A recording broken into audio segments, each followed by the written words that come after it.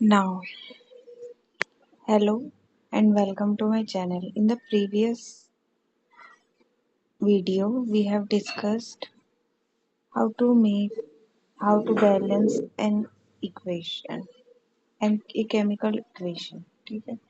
Now let us try to balance the following chemical equation. Here, iron plus water. अगर हम iron और water को mix करते हैं तो क्या बनता है? आयरन ऑक्साइड और हाइड्रोजन गैस निकलती है। ठीक है, अगर हम इस इक्वेशन को बैलेंस करने की कोशिश करेंगे तो हम क्या करेंगे? सबसे पहले हम देखेंगे कि किस एलिमेंट के सबसे ज़्यादा एटम्स हैं। यहाँ पर कौन से एलिमेंट के सबसे ज़्यादा एटम है? फेरस ऑक्साइड में ऑक्सीजन के सबसे ज़्यादा एटम्स है जो कि है 4। बट अगर हम लेफ्ट हैंड साइड पे देखें तो ऑक्सीजन का सिर्फ और सिर्फ एक एटम है। तो इसमें इसको बैलेंस करने के लिए हमें क्या करना पड़ेगा? लेफ्ट हैंड साइड पे भी ऑक्सीजन के 4 एटम्स बनाने पड़ेंगे। तो हमने नेक्स्ट स्टेप में क्या किया? लेफ्ट हैंड साइड पर ऑक्सीजन के 4 एटम्स बना दिए। अब हम देखते हैं सबसे ज्यादा एटम्स किसके हैं? सबसे ज्यादा एटम्स है हाइड्रोजन के, वो भी लेफ्ट हैंड साइड पे। कितने हैं? 8। 4 2 जा 8। ठीक है, तो अब ऐसे में हमें हाइड्रोजन को बैलेंस करना है। तो हम राइट हैंड साइड पे हमारे पास हाइड्रोजन के सिर्फ 2 एटम्स हैं, हम 4 से मल्टीप्लाई कर देंगे, 4 लगा देंगे ऊपर, तो हमारे कितने हो जाएंगे? 4H2। ठीक है, तो नेक्स्ट स्टेप में हमने हाइड्रोजन को बैलेंस कर दिया। अब हमारा हाइड्रोजन बैलेंस हो गया है, ऑक्सीजन बैलेंस हो गया है, तो हमारा बचा क्या? आयरन। आयरन के राइट हैंड साइड पे कितने एटम्स हैं? 3। और लेफ्ट हैंड साइड पे कितने हैं? 1। तो आयरन को बैलेंस करने के लिए हम अपनी लेफ्ट हैंड साइड पे आयरन के आगे 3 लगा देंगे, या फिर 3 मोल्स ऑफ आयरन हम ले लेंगे। ठीक है, हम इसको ऐसे भी कह सकते हैं कि we have taken 3 moles of iron.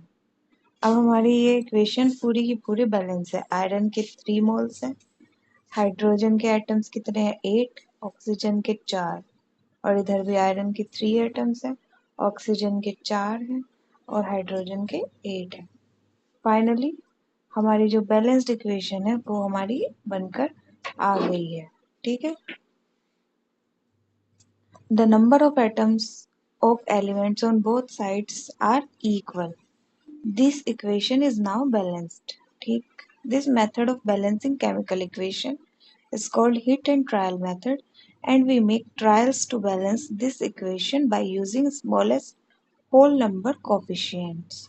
ठीक है, writing symbols of physical state. अब हमारी इक्वेशन तो बनकर आ गई है, अब हम इसमें फिजिकल स्टेट्स के अब नेम्स भी लिख सकते हैं। अब फिजिकल स्टेट्स कौन कौन से होते हैं? Gaseous state, solid state and liquid state. और इसमें हम एक और स्टेट लेते हैं जो कि प्रेसिपिटेट की फॉर्म में बन जाता है, उस स्टेट को भी हम ले लेते हैं। तो carefully examine the above equation. Does this equation tell us anything about the physical state of each reactant and product? No information has been given in this equation.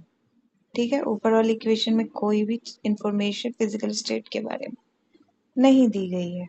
अब to make a chemical equation more informative, the physical states of the reactants and products are mentioned along with their chemical formulae. The gaseous, liquid, aqueous and solid state of reactants, ठीक है, are and products are represented by gas, liquid, aqueous and solid, ठीक, respectively. The word aqueous is written if reactant or product is present in solution in water. ठीक है, the balanced equation becomes 3Fe। Iron हमने solid के रूप में डाला, water जो है हमारा गैसियस स्टेट में था। इसका मतलब है कि हमने वाटर को जो है स्टीम के फॉर्म में यहाँ पे यूज किया। फिर हमारा फेरस ऑक्साइड जो है वो सॉलिड बना और हाइड्रोजन गैस हमारी इवॉल्व हो गई, उसमें से निकल गई। ठीक है। Note that the symbol gas is used with H2O to indicate that in this reaction water is used in the form of steam. Usually physical states are not included in chemical equation unless it is necessary to specify them. ठीक है। Sometimes the reaction conditions such as temperature, pressure, catalyst, etc. are for the following are indicated above and or below the arrow of the equation. For example, ठीक है, कई बार जो हमारे physical state है, temperature है या फिर कैटलिस्ट है, वो भी हमारे एरो के साथ दिखाए जाते हैं। जैसे कि हमारी ये दो इक्वेशंस और हैं, इसमें क्या है, कार्बन मोनोऑक्साइड और हाइड्रोजन को हमने मिलाया। इन दोनों गैसेस को अगर हम मिलाएंगे तो हमारे पास एक लिक्विड बनेगा जो कि क्या होगा हमारा CH3OH। ठीक है। और इसमें हमने कितना ना एटमॉस्फेरिक प्रेशर लिया, 340 एटमॉस्फेयर। ठीक। इसी तरीके से अगर हम कार्बन डाइऑक्साइड और वाटर को मिलाएंगे सनलाइट और क्लोरोफिल की प्रेजेंस में तो फोटोसिंथेसिस हो जाएगा। ठीक है। और फोटोसिंथेसिस से क्या बनेगा, ग्लूकोज, ऑक्सीजन और वाटर। ठीक।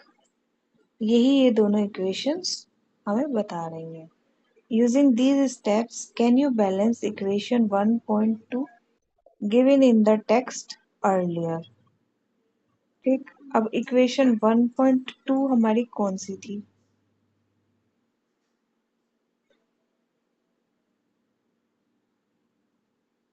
Mg plus O2 gives MgO। यहाँ पर क्या था, Mg कितनी है, एक। लेफ्ट हैंड साइड में, राइट हैंड साइड पे भी मैग्नीशियम कितना है, एक atom. But left hand side पर ऑक्सीजन के दो एटम्स हैं और राइट हैंड साइड पर ऑक्सीजन का एक एटम है।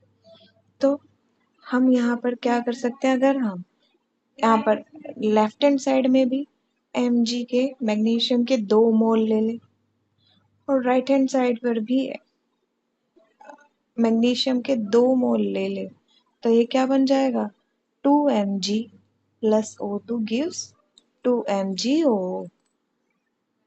ठीक है।